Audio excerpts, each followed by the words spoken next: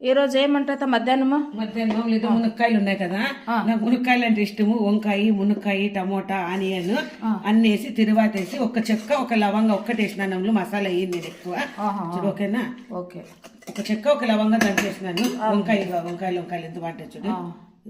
వంకాయ, మునక్కాయ, ఇగో వేడి వేడి అన్నం.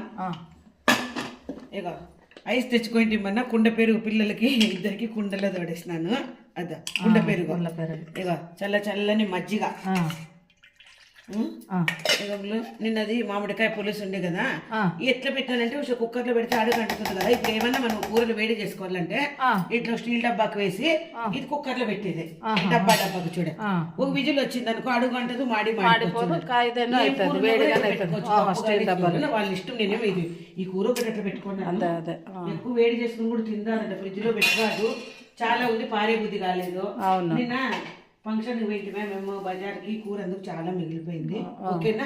ఏదైనా పెట్టుకోవాలంటే వేడి చేసుకోవడానికి మూత మూసి. ఓకేనా? ఓకేమా.